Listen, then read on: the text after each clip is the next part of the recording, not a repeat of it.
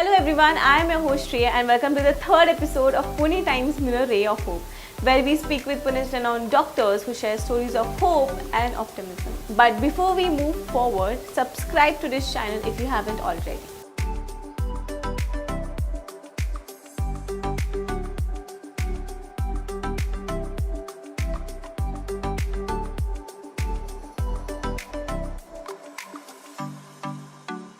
In today's episode, Dr. Samira Dalvi, Medical Director and Chief IVF Specialist at Pune IVF Fertility Center and Research Institute, will speak about the last and the most important step of IVF. Doctor, can you tell us what is embryo transfer? Can you simplify it for our viewers? Hello viewers, I would be glad to simplify the procedure of embryo transfer for you all. But before that, quickly I'll take you to the recap of the procedures that we have seen in last episode. ठीक है, अभी IVF procedure में क्या होता है, जैसे कि हमने देखा फीमेल के एग्स स्टिमुलेट किए जाते हैं with the help of injections. Once they grow adequately, after 10 to 12 days of injections, the eggs are removed from the body by procedure called egg retrieval. Eggs जिस दिन हमें मिलते हैं उसी दिन हम हस्बैंड के स्पर्म्स वॉश करते हैं. इसी के द्वारा वो एग्स को फर्टिलाइज करके रखते हैं और ये फर्टिलाइज्ड एग्स हम इंक्यूबेटर में रखते हैं एम्ब्रियोज बनाने के लिए.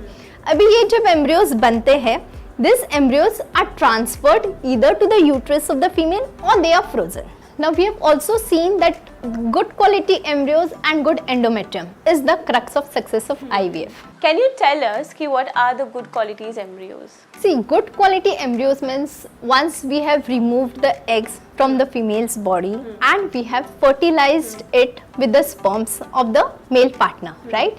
Now the fertilized eggs are kept in the incubator to form the embryos, right? Now in the advanced IVF centers, they do have benchtop incubators, right? What are these benchtop incubators? To be in a simple language, they actually mimic the human uterus. ठीक है, uterus के अंदर जैसे pH रहता है, जो temperature रहता है, जो CO2 और ऑक्सीजन का कॉन्सेंट्रेशन होता है, वो एग्जैक्टली सेम कंडीशंस ये बेंचटॉप इंक्यूबेटर्स में मेंटेन होते हैं.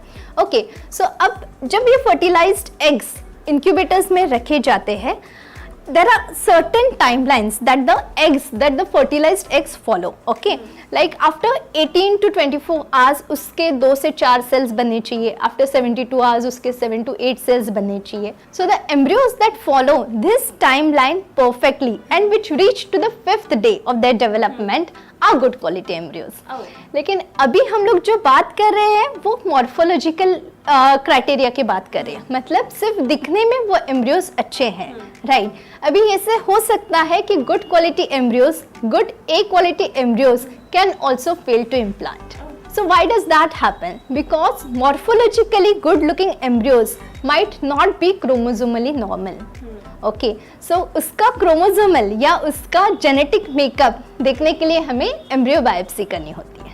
So why don't we do embryo biopsies for all the patients? Firstly, Shreya, क्या होता है, embryo biopsy is a complicated procedure. It requires lot of expertise from embryologist perspective. ठीक है.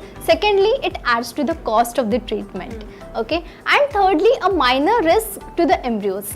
Okay, while doing the biopsy itself, at times it can hurt the embryos, at times the embryos can get damaged. Okay, that is the reason we don't do embryo biopsy for each and every embryo before transferring. Okay, there are certain indications in which we do embryo biopsy, right?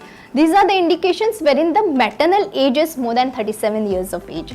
Supposing a patient is having repeated abortions, repeated implantation failure despite transferring good quality embryos, then these are the conditions wherein we go ahead with embryo biopsy. Also, if there is specific genetic disorder running in that family, or if the couple has had an abnormal child prior to this pregnancy, these are the indications wherein we ask the patients to go ahead with embryo biopsy.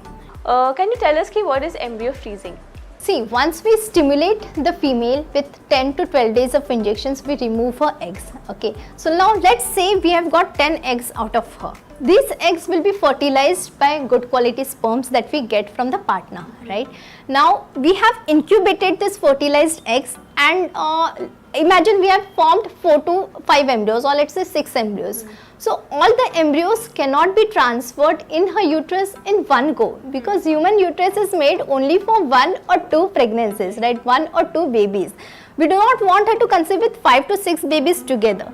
That is the reason we transfer only 1 or 2 embryos in one go, and remaining embryos we keep stored for her, we keep frozen for her. So when I say we freeze the embryos, what does that mean? हम वो embryos को उसी cell stage पे रोक के रखते हैं, arrest करके रखते हैं, उसको एक मीडिया का कोटिंग दे के उसे -196 डिग्रीज पे स्टोर करके रखते हैं. So this is called as embryo freezing. How many years can we freeze the embryo? See, the embryos can be frozen for indefinite period. Infinitely you can keep them frozen, okay? But the Indian government gives us permission to freeze the embryos only for 10 years as per the recent ART guidelines. In fact, the longest frozen embryos ever to give birth, ever to lead into a successful birth is 30 years. Recently, in the year 2022, a successful birth has happened from the embryos which were frozen in 1992. Oh my goodness. Yeah. What is better, fresh or frozen embryo transfer? So first we need to know, we need to understand what is fresh embryo transfer. तो fresh embryo transfer क्या होता है? Female को हम injections देके उसके eggs जो cycle में निकालते हैं, उसी को 5वें दिन में सेम साइकिल में वो एम्ब्रियोज उसके यूट्रस में ट्रांसफर करते हैं. So what happens is, because of this stimulation drugs कभी कभी हार्मोनल मिलियो बॉडी का चेंज हो जाता है. So this hampers the success rates in fresh embryo transfer cycle. Also in some patients like PCOS wherein we get lot of eggs, what happens is in the fresh embryo transfer cycle there is a risk called ovarian hyperstimulation syndrome. So nowadays the trend is more towards frozen embryo transfer. So what are the advantages of frozen embryo transfer is that number one, we get time to correct the hormonal imbalance that has been caused by the stimulation drugs in the fresh cycle. Okay. Number two, we also have time to work on the endometrium to make it more and more beautiful, more and more better for implantation to happen. Okay, but there are certainly some disadvantages of freezing too.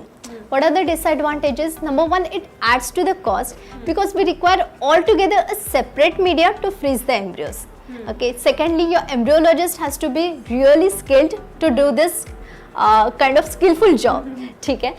And thirdly, at times there is a thickening of the outer covering of the embryos post embryo vitrification, that is post cryopreservation or post embryo freezing. So these are certain disadvantages of embryo freezing. Okay.